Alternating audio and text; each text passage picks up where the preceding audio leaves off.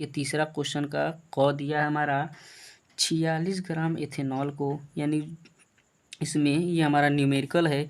तो 46 ग्राम इथेनॉल को 54 ग्राम जल में घोला जाता है। इथेनॉल तथा जल के मोल अंश की गणना कीजिए, यानी कि हमें इसमें मोल अंश या मोल प्रभाज को निकालना है। चलिए दोस्तों इस सवाल को भी लगाते हैं। तो चलिए दोस्तों पहले हमें इसमें क दिया है, पहले इसमें हमें जो दिया है उसको हम लिख लेंगे। तो पहले हमें इसमें दिया है इथेनॉल दिया है। इथेनॉल तो हम लोग जानते हैं इथेनॉल का सूत्र होता है C2H5OH। इसमें दिया है हमारा 46 ग्राम। और इसमें जो इथेनॉल है दोस्तों वो 54 ग्राम जल में घोला जाता है, यानी कि जो H2O जल है, जल हमें दिया है H2O बराबर 54 ग्राम।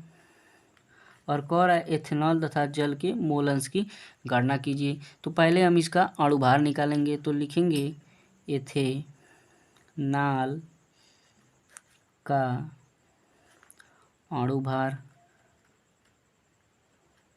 अणुभार निकालेंगे दोस्तों तो हो जाएगा, कार्बन का हमारा 6 होता है, यानी कि 12 होता है, 12 तो इसमें 2 है तो 12 दूना 24 हो जाएगा, प्लस हाइड्रोजन का 1 होता है, 5 दिया है तो 5 हो जाएगा, प्लस ऑक्सीजन का 16 होता है तो 16 हो जाएगा, प्लस हाइड्रोजन का 1 होता है तो 1 हो जाएगा।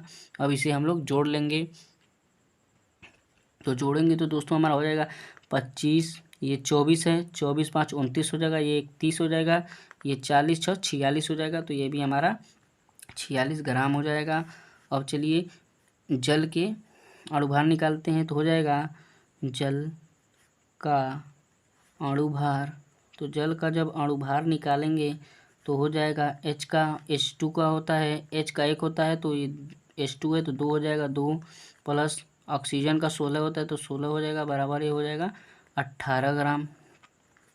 अब हमें निकालना है इसमें मोल प्रभाज। तो मोल प्रभाज के लिए दोस्तों हम लोग जानते हैं, पहले हमें इसके मोल निकालना पड़ेगा। तो पहले हम लोग लिखेंगे, ये लिखेंगे कि इथेनॉल का मोल। तो हम लोग जान रहे हैं ये कि मोल बराबर हमारा फार्मूला होता है, मोल बराबर होता है भार बटा अणुभार, यानी कि जो भार दिया है वो और जिसका हम लोग लिख रहे हैं उसका अणुभार। तो भार बराबर हमारा हो जाएगा, भार हमें इसमें दिया है 46 ग्राम बटा इसका अणुभार हम लोग निकालने हैं, ये भी हमारा 46 ग्राम है। तो 46 से 46 एक बार में कट जाएगा तो ये हमारा हो जाएगा 1 मोल हो जाएगा। अब इसी प्रकार हम जल का निकाल लेंगे दोस्तों।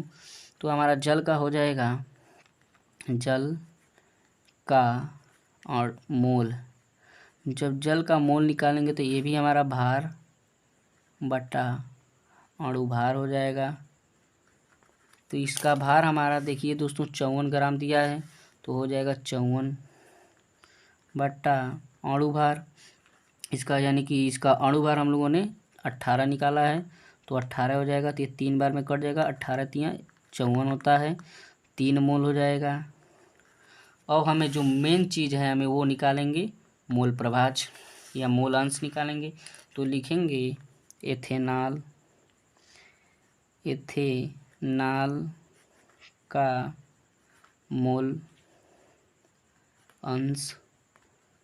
तो इसका हमारा फार्मूला हो जाएगा N1 बटा N1 प्लस N2, यानी कि विलेय का मोल, यानी कि जिसका निकालना है उसका मोल बटा दोनों का मोल, यानी कि कुल मोलों की संख्या, यानी कि यह हो जाएगा बिलियन, जिस बिलियन का हम निकालना है उसका मोल बटा उस बिलियन में जितने मोल उपस्थित हैं उनका मोल।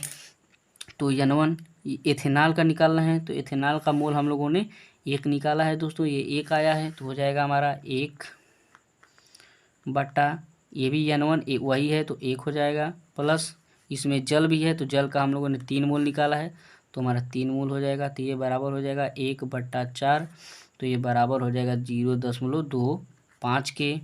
अब उसी प्रकार जल का मोल अंश निकालेंगे तो हो जाएगा जल का मोल अंश। तो इसका मोल अंश निकालेंगे तो इसका भी वही हो जाएगा N1 बटा N1 प्लस N2। तो इसमें N1 का मान हमारा जल का मोल अंश होगा, तो जल का मोल अंश हम लोगों ने 3 निकाला है, तो ये हो जाएगा 3 बटा ये N1 का मतलब वही 3 हो जाएगा, प्लस N2 यानी कि इथेनॉल का मोल 1 निकाले हैं दोस्तों 1, तो यहाँ पर 1 लिख देंगे, 1 हो जाएगा, तो बराबर हो जाएगा 3/4। जब इसको हम लोग भाग देंगे 0.75 हो जाएगा।